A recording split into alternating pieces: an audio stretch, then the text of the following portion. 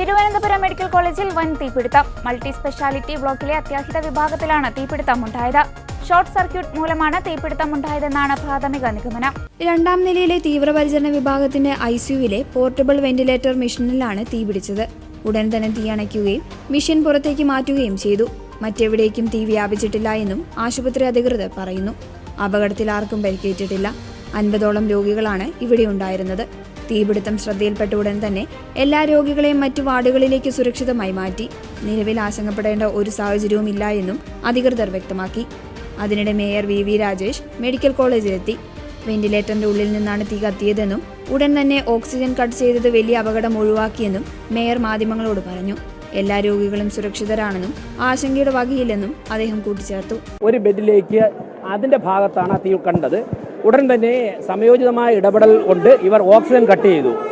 ആ ഒരു ബെഡിൽ മാത്രമാണ് ഈ ഒരു സാഹചര്യം ഉണ്ടായത്. പക്ഷേ ഒരു സ്പാർക്ക് ഉണ്ടായപ്പോൾ തന്നെ പെട്ടെന്ന് പുകയുണ്ടായി. അടച്ചിട്ട മുറി ആയതുകൊണ്ട് പെട്ടെന്ന് പുകയുണ്ടായി. ഒരു ട്രോമ കെയർ ICU ആണ് ഉണ്ടായിരുന്നത്.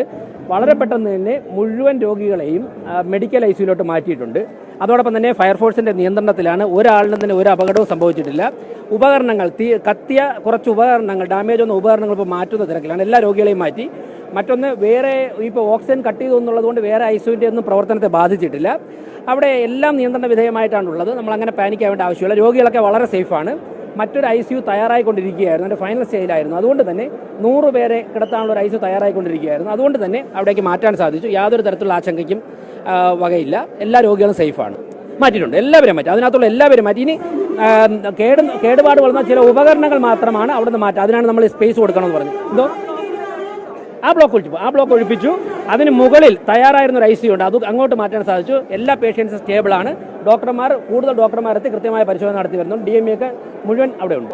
അത് അവരോട് ഞങ്ങൾ നേരിട്ട് സംസാരിക്കാം. ഇപ്പോൾ ഡോക്ടർമാരൊക്കെ കൂടെ ഉണ്ട്. ഞാൻ നേരിട്ട് അവരോട് സംസാരിക്കാം. മാധ്യമങ്ങളിലൂടെ ഈ വാർത്ത കണ്ടിട്ട് പല സ്ഥലങ്ങളിൽ നിന്നും ജനങ്ങൾ വിളിക്കുകയാണ്. അവർക്ക് വേണ്ടിയാണ് പറയുന്നത്. എല്ലാ ഡോക്ടർമാരോടും ഫയർഫോഴ്സ് മേധാവികളോടും സംസാരിച്ചതിന് ശേഷമാണ് പറയുന്നത്. ഒരാശങ്കയ്ക്കും വകയില്ല. രോഗികളൊക്കെ സേഫാണ്. എല്ലാവരെയും പരിശോധിച്ചുകൊണ്ടിരിക്കുകയാണ്. അവിടെ ഹൗസ് സർജന്മാരുണ്ടായിരുന്നു. അവരുമായിട്ട് സംസാരിച്ചു. അല്ല, അങ്ങനെയൊക്കെയുള്ള സാധ്യതകൾ പലരും ആശങ്കപ്പെട്ടു. പക്ഷേ ആ ഒരു വെന്റിലേറ്ററിൽ മാത്രമാണ് സ്പാർക്ക് കണ്ടത്.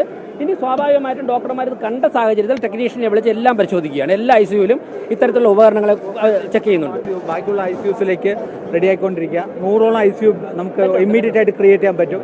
ഇവിടുത്തെ എല്ലാ വെന്റിലേറ്ററും ഷിഫ്റ്റ് ചെയ്യുന്ന മുറയ്ക്ക് പേഷ്യൻസ് സ്റ്റേബിൾ എല്ലാവരെയും മാറ്റും. അത് നമ്മൾ ഇലക്ട്രിക്കലായിട്ടും അതെ വരുന്നു. ഞാനൊന്ന് മേലോട്ട് പോവാം. അവിടെ ഉണ്ടായിരുന്ന എല്ലാവരെയും പെട്ടെന്ന് മാറ്റാൻ പറ്റിയത് മെഡിക്കൽ ICUയിലായിരുന്നു. അവിടെ ഒഴിഞ്ഞ സ്ഥലം ഉണ്ടായിരുന്നു. അവിടേക്ക് മാറ്റി. ഇനി ഓരോരുത്തരുടെയും കണ്ടീഷൻ അനുസരിച്ച് അതാത് ICUയിലേക്ക് മാറ്റുവാനുള്ള പരിശോധന നിരവധി ഡോക്ടർമാരോട് നടത്തിക്കൊണ്ടിരിക്കുകയാണ്. എണ്ണവും ബാക്കിയെല്ലാം കൃത്യമായിട്ട് പറയാം. ഇതൊരു പ്രാഥമികമായിട്ടുള്ള ഇൻഫർമേഷൻ തന്നാണ്.